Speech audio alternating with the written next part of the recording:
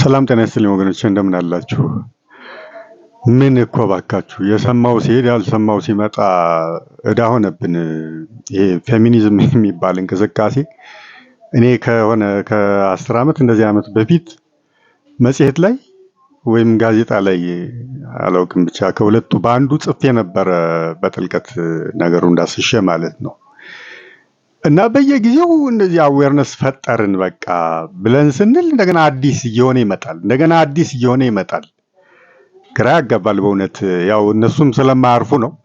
ለነገሩ ፌሚኒዝም የሚባል ሙቭመንት ወገኖች ምዕራባውያን አንድን ማህበረሰብ ለማፍረስ የሚጠቀሙበት ኮንስፓይሬሲ ነው፣ ቱል ነው።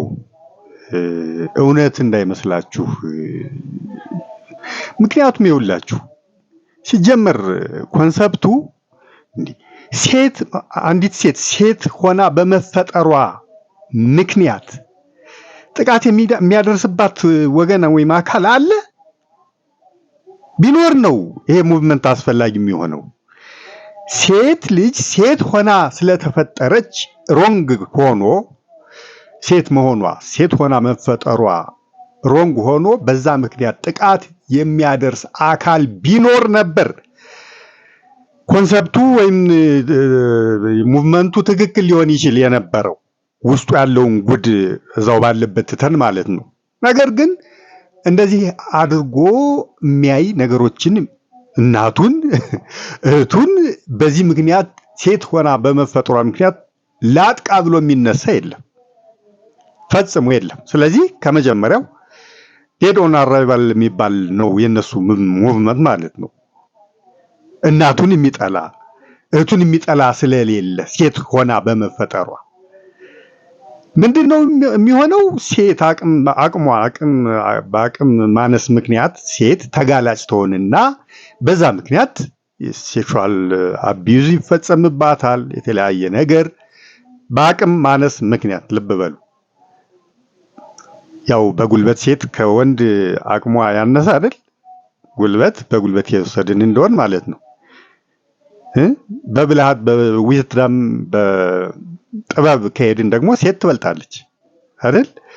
ግን ነገርየው ዓለም በጉልበት ነውና የምትመራው የምትገዛው ጉልበት ነውና ገዢው ተጽዕኖ አሳዳሪው በዛ ምክንያት ያነሰ ጉልበት ስላላት ትጠቃለች፣ ትበዘበዛለች፣ ብዙ ነገሮች ይፈጸሙባታል። ምክንያቱ ይሄ ስለሆነ ልብ በሉ። ምክንያቱ ይሄ ስለሆነ ሴት ብቻ ሳትሆን ወንድም ሆኖ አቅመ ደካማ ሆኖ ከተገኘ ኢንክሉዲንግ ሴክሹዋል አቢዩዝ ይፈጸምበታል። በወንድም የምንሰማው ነው እኮ በህፃናት ወንዶች ሳይቀር ህፃናት ከመሆናቸው የተነሳ ራሳቸውን ዲፌንድ ማድረግ መከላከል ስለማይችሉ አለመቻላቸው ምክንያት ሆኖ ተጋልጠው ጥቃቱ ሲፈጸምባቸው እናያለን አይደል? እንሰማለን ብዙ ጉድ። ስለዚህ ምክንያቱ ምንድነው ማለት ነው? አቅም ማነስ ነው ምክንያቱ እንጂ ሴት መሆኑ አይደለም። ምክንያቱም ወንዶችም በአቅም ማነሳቸው ምክንያት ለዚህ ጥቃት ተጋልጠዋልና ልብ እያላችሁ ነው። ስለሆነም የተቃውሞ እንቅስቃሴያችን ሊሆን የሚገባው ጀስቲስ ወይም ፍትህ ወይም ሰብአዊ መብት እንጂ ሴት የሚለው ሊሆን አይችልም። ሽፋን ነው። አያችሁ፣ አንድን ማህበረሰብ ለማፍረስ የዲዛይን ያደረጉት የሴራ ንቅናቄ ነው ማለት ነው። ምክንያቱም ሴትንና ወንድን ብለው ከከፈሉ ቤተሰብን ጨምሮ ያፈርሳል። ቤተሰብ ፈረሰ ማለት ሀገርን ያፈርሳል። አንድ ማህበረሰብ እንዳለ ይፈርሳል፣ ሀገር ትፈርሳለች። ይሄ ነው ዋነኛ ዓላማቸው ማለት ነው እንጂ ሴት ስለሆነች ብሎ አንድ ሰው ሴት ሆና መፈጠሯ ትክክል አይደለም ብሎ ሊያጠቃም የሚችል ጤነኛ አይምሮ ያለው ሰው አይደለም። ጤነኛ አይምሮ ያለው በሽተኛ እንኳን ሊኖር አይችልም። ስለዚህ ሽፋን ነው፣ ጭምብል ነው።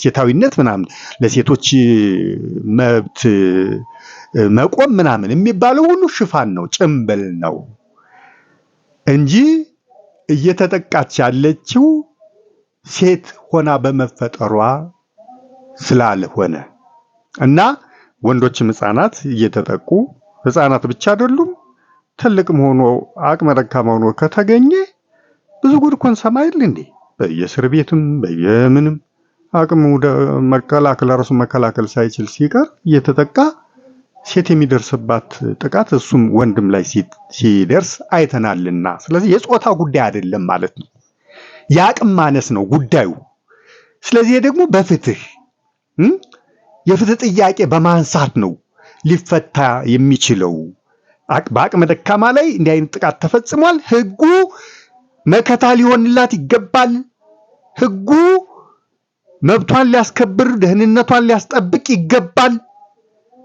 ነው መሆን ያለበት ንቅናቄው እንቅስቃሴው ማለት ነው የሰብአዊ መብት ነው ጥያቄው የሴት የጾታ አይደለም ህግ አቅመ ደካሞችን መከላከል አለበት መብታቸውን መጠበቅ አለበት ብሎ መነሳት ነው አስፈላጊው ነገር እና ጉዳዩ የሰብአዊ መብት እንጂ የጾታ አይደለም የጾታ ኢሹ በሌለበት ሁኔታ የጾታን ኢሹ ማንሳት ኮንስፓይሬሲ ነው ምዕራባውያን የፈጠሩት ሴራ ነው አንድ ሰው ለተጠቃች ሴት ጥብቅና መቆም ካስፈለገው መቆም ያለበት ምን ብሎ ነው ሰብአዊ መብት ይጠበቅ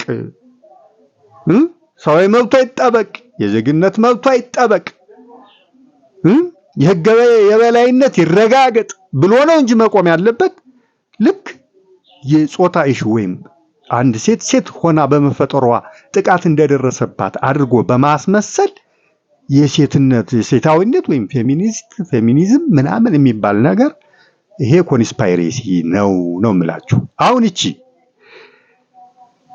የምታውቁት ነው ማንነቷን ማናት ጆርዳን ነው ማን ነው የምትባለው ግብረ ሰዶማዊ መሆኗ ገና ከጧቱ ራሷ በገለጸችው ቪዲዮ ያጋለጠች ሴት ናት ከዛ በኋላ ምን ብትል ልትሰማት ይገባ ነበር የፈለገችውን ጭምብሏን ማለት ነው ለሴት ለተጎዳች ሴት ምናምን ጠበቃ መስላ የመጣች እየቀረበች በመትለፈልፈው መታለል ነበረባችሁ ወይ ደንቆሮ ካልሆናችሁ በስተቀር አህያ ካልሆናችሁ በስተቀር ምክንያቱም ማንነቷን ግልጽ አድርጋለች ማን እንደሆነች ግብረ ሰዶማዊነቷን ግልጽ አድርጋ ራሷ የቀረጸችው ቪዲዮ ወጥቶ ማንነቷን አጋልጣለች ተጋልጧል ከዛ በኋላ ምን ብትለፈልፍ ጆሮ ልሰጧት ይገባ ነበር የፈለገችውን ብታወራ ለጭምብል የምትጠቀምበት ማለት ነው የተጎዱ ሴቶችን ያመጣች ያነሳች እንዴ ብላ ማለቷን ከልቧ ነው ትክክል ናት ብላችሁ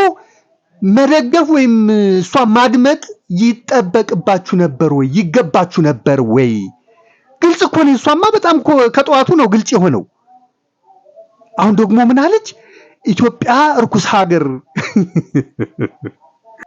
ሪሊ ይሄን የማለት የሞራል ልዕልና አለሽ አንቺ እርኩሳሽ ቆሻሻ ካንቺ የረከሰ ካንቺ የጎደፈ ካንቺ ያደፈ ካንቺ የቆሸሸ ማን አለና ነው እርኩስ ሀገር ጭራሽ ሀገርን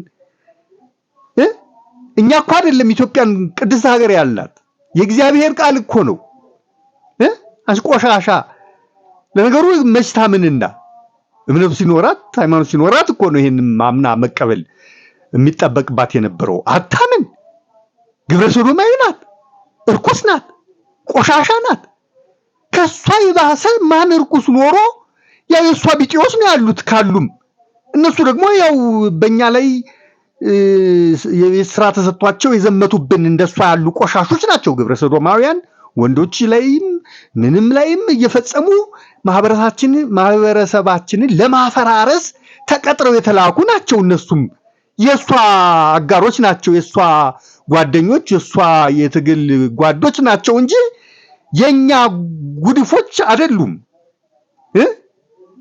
የኛ እንከኖች አይደሉም ተቀጥረው የተላኩብን ናቸው ስለዚህ ራሷን ነው እየኮነነች ያለችው በእነሱ ምክንያት ሀገርን እንዳለ ህዝብን መኮነን ግን አትችልም አንቺስ ከነሱ አንዷ አይደለሽም ወይ የነሱ ካምፕ አይደለሽም ወይ ይሄን የማለት የሞራል ልዕልናውን ከየት አግኝተሽው ነው ነው ወይስ ጭምብል አጥለቅ ነው? ጭምብሌን በደንብ አድርጌ አሰማምሬ የሰው ልብ ላይ ልጫን በሚል እንጂ እርግጠኛ ነኝ አንቺ ከልብሽ ይሄን አስበሽ ይሄን ልትናገሪ አትችይም። ማንነትሽን ታውቂዋለሽ ጠንቅቀሽ። አንቺ አይደለሽም፣ ህዝብ አውቆታል ማንነትሽን። ስለዚህ እንደዛ የማለት የሞራል ልዕልናው እንዳለሽ አምነሽ እንዲህ ልትይ ፈጽሞ አትችይም። እና በጣም ግን ድርቅናሽን አደንቀዋለሁ። አይንሽን በጨዋጥበሽ እንዲህ ለማለት ያለሽን ሞራል አይነ ደረቅነት አደንቀዋለሁ በጣም። ሰው ከታወቀም በኋላ እንዲህ መድረቅ ይችላል። አይኑን በጨዋጥቦ እንዲህ መፍጠጥ ይችላል። በጣም የሚገርም እኮ ነው የሷ እኮ እና ወገኖች፣ አዎ ሴቶቻችን ይጠቃሉ። የሚጠቁት ግን ሴት በመሆናቸው አይደለም፣ ሴት ሆነው በመፈጠራቸው አይደለም። ከአቅም በታች አቅም ማነሳ፣ ያው ሴት አቅም ጉልበት የላትም። ጉልበት የሌላት መሆኑን ምክንያት አድርጎ ነው የሚያጠቃት። እስኪ ጉልበተኛ የሆነች ፓወር ያላት በገንዘብም በምንም በስልጣንም ያላትን ሴት ውሰዱ።